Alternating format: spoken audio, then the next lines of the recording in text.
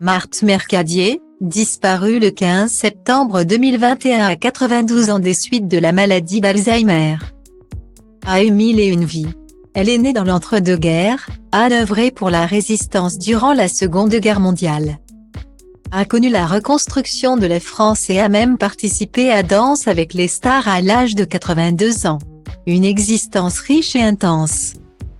Parfois marquée par les épreuves comme ses gros ennuis financiers à la fin de sa vie. L'amour tient aussi une grande place dans sa vie, comme cette relation passionnelle avec une grande figure de la course automobile.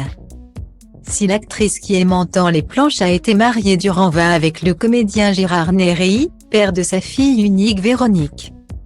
Marthe Mercadier a fait une rencontre qui va marquer sa vie ensuite, l'Argentin Jean-Manuel Fangio. Champion du monde de Formule 1. Le couple vit une belle histoire d'amour durant 1 an. Sur le plateau d'On n'est pas couché en 2011, elle s'était confiée sur cette histoire, c'était l'homme le plus rapide du monde. Alors ça m'intéressait quand même. J'étais très curieuse. Je suis restée 1 an avec Fangio et c'était extraordinaire parce qu'il était 2 personnages très différents.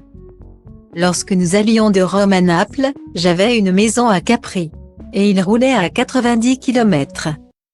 Avec les Italiens déchaînés. Et je lui disais, mais pourquoi tu vas si lentement? Il me répondait, regarde-les. Regarde-les. Les autres disaient, Cretino, va fanculo à Fangio, rire, et je pleurais de rire. Guillemet. En plus d'avoir fait rire la comédienne, il lui a aussi prodigué des conseils de survie en cas d'accident d'automobile. Il m'a dit une chose qui m'a sauvé la vie. Si tu as un accident, tout de suite tu coupes le contact, et tu te glisses sous le volant, recroquevillé. Et j'ai eu un accident 4 ou 5 ans après, j'en suis sortie vivante. C'était une bonne combine. Guillemet. Pour les profanes de la F1, Jean-Miguel Fangio, décédé en 1995 à 84 ans, a été quintuple champion du monde de Formule 1 dans les années 1950. Il a dominé la discipline reine du sport automobile dans les années 1950, étant jusqu'à ce jour le seul pilote à être sacré champion du monde dans 4 écuries différentes.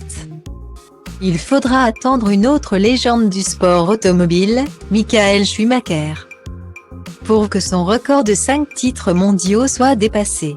Puis Lewis Hamilton a tout pulvérisé. On attribue au coureur argentin l'expression « tu te prends pour Fangio » destinée à ceux qui avaient tendance à trop appuyer sur l'accélérateur au XXe siècle.